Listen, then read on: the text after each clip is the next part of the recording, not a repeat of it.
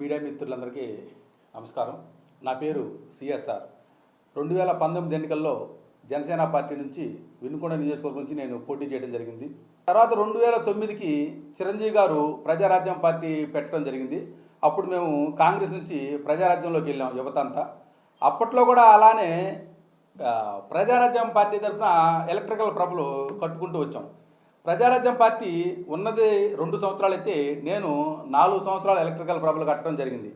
అందరూ ఊళ్ళో వాళ్ళు నవ్వారు, నీకేమైనా పిచ్చా, పార్టీ లేకపోతే ప్రజారాజ్యం పార్టీ పెట్టి జెండా పెట్టి ప్రభలు కట్టారని.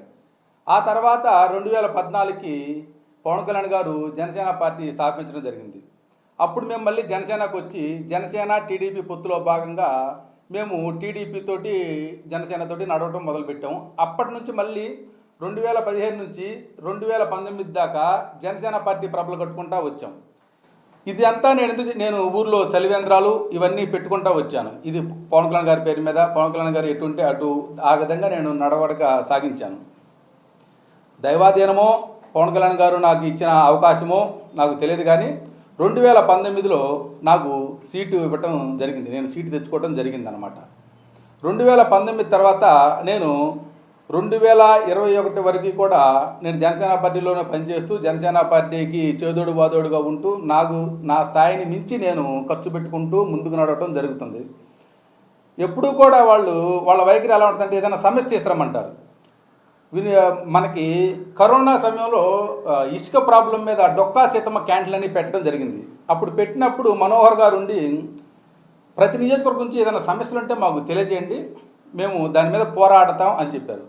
మాకు వినుకొండ నియోజకవర్గంలో టీడీపీ ప్రభుత్వం ఉంది కాబట్టి, అప్పుడు 2019 ముందు టీడీపీ ప్రభుత్వం ఉంది కాబట్టి ఆ టీడీపీ ప్రభుత్వంలో వినుకొండలో భూ కబ్జాలు బాగా జరిగినాయి. టీడీపీ వాళ్ళు అసలు గవర్నమెంట్ ల్యాండ్లకి పాస్బుక్లు పుట్టించి జనాలకు అమ్ముకోవటం, అలానే గవర్నమెంట్ ల్యాండ్కి పాస్బుక్లు పుట్టించి బ్యాంకులో రుణాలు తీసుకోవటం లాంటివి జరిగినవి. ఇవి నేను మనోహర్ గారి దృష్టికి తీసుకెళ్తే ఆయన పట్టించుకోకపోగా ఏంటి ఊరక ఎట్టాడి వారు వైఖరంతా వైసీపీ పార్టీకి వ్యతిరేకంగా ఉన్నవే తేవండి అనే ఒక ఆలోచనలో ఉన్నారు. పార్టీ 2019 ఎన్నికల తర్వాత కళ్యాణ్ గారు నియోజకవర్గం వాళ్ళందరినీ పిలిచి మీటింగ్ పెట్టారు. నేను ఇక్కడ నుంచి పార్టీని బలోపేతం చేద్దాం, కష్టపడదాం, అందరం కలిసి పార్టీని ముందుకు తీసుకెళ్దాం అని చెప్పారన్నమాట. మేము అదే ఆలోచనలో మేము ఉన్నాం. కానీ వాళ్ళు 6 నెలలకు ఒకసారో 3 నెలలకు ఒకసారో ఒక తూతు మంత్రం మీటింగ్ జనసేన పార్టీ ఆఫీస్లో జరుగుతుంది. ఆ జనసేన పార్టీ ఆఫీస్లో జరిగే ఒక తూతు మంత్రం మీటింగ్ ఎలా ఉంటుందంటే పవన్ కళ్యాణ్ గారిని ఏమీ లేకపోయినా అద్భుతము అని చూపించటము, జగన్మోహన్ రెడ్డి గారు ఏమి చేసినా దాన్ని తిట్టడంకు మాత్రమే పరిమితమయ్యేది. అలానే హైదరాబాద్ నుంచి ఆఫీస్ నుంచి హైదరాబాద్కి వెళ్ళేవాళ్ళు ఎవరితో మాట్లాడేవాళ్ళు కాదు. నేను అప్పటికి మనోహర్ గారితో విభేదించాను, ఇది కరెక్ట్ వెర్షన్ కాదు, పార్టీ ముందుకు వెళ్ళదని చెప్పేసి ఇలా చెప్పుకుంటూ వచ్చాను. ఆ రోజుల్లో ఎవరో పట్టించుకోలేదు. అతను ఏమన్నారంటే మనం రాష్ట్ర బాగోగుల కోసం నేను టీడీపీకి పొత్తిస్తున్నాను, మనం ఎవరైతే రాష్ట్ర ప్రజల కోసం బాగుపడే దానికోసం ఎవరైతే మంచి పనులు చేస్తున్నారో వాళ్ళకి మద్దతు ఇవ్వమన్నారు. అందులో భాగంగా పవన్ కళ్యాణ్ గారు చంద్రబాబు నాయుడు గారికి మద్దతు ఇచ్చారు. నేను వైఎస్ఆర్సీపీకి మద్దతు ఇవ్వడం జరుగుతుంది. నేను ఒక 1 year 1.5 year నుంచి ఏదైనా సమస్య ఉంటే మా వినుకొండ లోకల్ ఎమ్మెల్యే బ్రహ్మనాయుడు గారి దగ్గర తీసుకెళ్తాం, ఆయన ఏదైనా దానికి పరిష్కారం చూపించడం, ఇవన్నీ జరుగుతూ వస్తున్నాయి. ఇదే వేలో మేము నడవడిక సాగిస్తున్నాం అనమాట. చాలామంది మీకు సంబంధం లేదు కదా, మీరు ఎందుకు పార్టీ నుంచి వెళ్ళిపోండి అంటున్నారు. పార్టీ నుంచి వెళ్ళిపోవడం సమస్య కాదు. మేము ప్రజారాజ్యం కాంగ్రెస్ నుంచి ప్రజారాజ్యంకి వచ్చాం, ప్రజారాజ్యం నుంచి జనసేనకు వచ్చాం, జనసేన టీడీపీ అలయన్స్లో మళ్ళీ ఆ జెండాలు మోచాం, అక్కడి నుంచి మళ్ళీ జనసేన జెండా పెట్టుకున్నాం. ఇప్పుడు మరలా వేరే పార్టీకి పోండి, మీకు ఇష్టమైతే ఉండండి, లేకపోతే వెళ్ళిపోండి అంటే మేము ఎక్కడికి వెళ్ళాలి, ఎందుకు వెళ్ళాలి? అసలు పవన్ కళ్యాణ్ గారు మాట్లాడేదండి, నాకు టీడీపీకి వ్యతిరేకంగా మాట్లాడితే వైసీపీ కోవర్ట్లుగా నేను చూస్తాను అంటున్నారు. నేనేమంటున్నానంటే అసలు పవన్ కళ్యాణే పెద్ద టీడీపీకి జీతగాడు, కోవర్ట్ కూడా కాదు. కోవర్ట్ అంటే దానికి ఒక విలువన్న ఉంది. ఈయన ఒక జీతగాడు అనమాట. ఈయన వైఖరి మొత్తం కూడా టీడీపీకి అనుసంధానంగా నడుస్తున్నాడు తప్ప ఆయన నమ్మి వచ్చిన ప్రజల కోసం ఇంతవరకు ఏమీ చేసిన దాఖలాలు కూడా లేవు. నేను ఆ టీడీపీతో పొత్తుని నాకు నచ్చటం లేదు, నేను దాన్ని జీర్ణించుకోలేకపోతున్నా. ఆయనే చెప్పారు ఏమని, లోకేష్ గారు, చంద్రబాబు నాయుడు గారు చాలా అవినీతి పరులు, ఇసుక దోపిడీ చేశారు, చింతమనేని ప్రభాకర్ ఒక ఎంఆర్ఓని కొట్టాడు అని దూషించి తిట్టి నా తల్లిని దూషించారు, నా అన్నను దూషించారు, మా అమ్మను దూషించారు, మా అన్న బిడ్డను దూషించారు, మీడియా సమావేశాలు పెట్టి మమ్మల్ని తిడుతూ కూర్చున్నారు, బాలకృష్ణ గారు అలగా జనం అన్నారు అని చెప్పి ఆ రోజు చెప్పి ఈ రోజున టీడీపీతో పొత్తు పెట్టుకోవడం గల కారణం ఏంటి?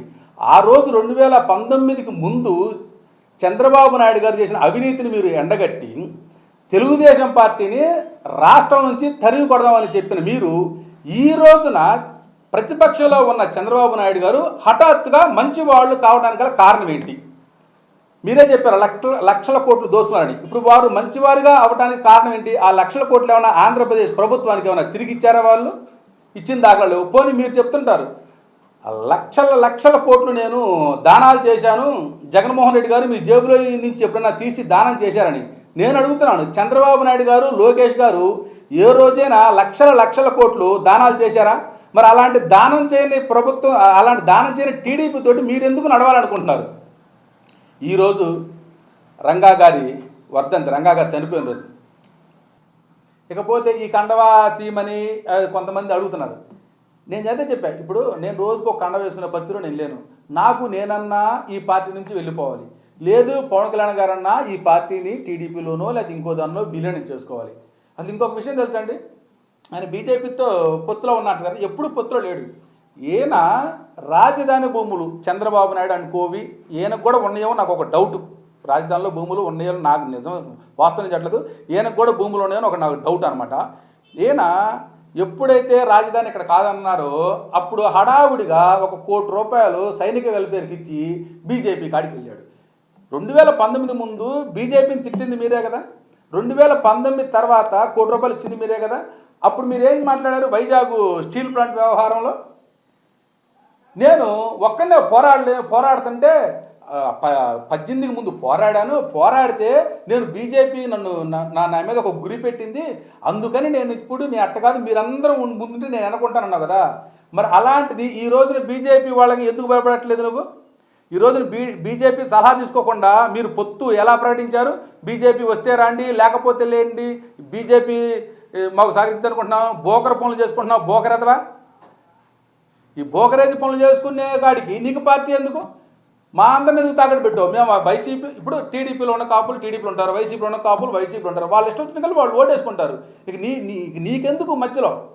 అసలు విషయం ఏంటంటే టీడీపీ జనసేన రెండు ఒక్కటే. ఎందుకంటే టీడీపీ పెట్టించింది కూడా నేను 2.5 సంవత్సరాల క్రితం చెప్పాను. రామోజీరావు గారు చంద్రబాబు నాయుడు గారు కలిసి రామోజీరావు గారికి పవన్ కళ్యాణ్ గారికి ఒక సన్నిహితమైన స్నేహ సంబంధం ఏదో ఒకటి ఉంది, వారు మాట్లాడి పెట్టించారు. డైరెక్ట్గా టీడీపీకి పొత్తిస్తే 2014 ముందు కాపులు ఓట్లేరనే ఒక చెడు ఆలోచనతో తెలివిగా బీజేపీతో ముందు కల్పించి బీజేపీ నుంచి తీసుకొచ్చి ఇక్కడ టీడీపీకి సపోర్ట్ ఇచ్చేలాగా ఒక ప్లాన్ చేశారనమాట. ఈయన జస్ట్ అక్కడ ఒక ఆఫీస్ బాయ్, ఒక మేనేజర్ అంతే తప్ప ఇతనికంటూ సొంత ఏమి లేవు. కాకపోతే టీడీపీని జనసేనలో ఎందుకు విలీనం చేయట్లేదు అనేది కొంతమంది వాదన. టీడీపీ పవన్ కళ్యాణ్ మంచోడు కాబట్టి పార్టీ తీసేయట్లేదని ఇంకొక వాదన ఉంది. విషయం అది కాదు.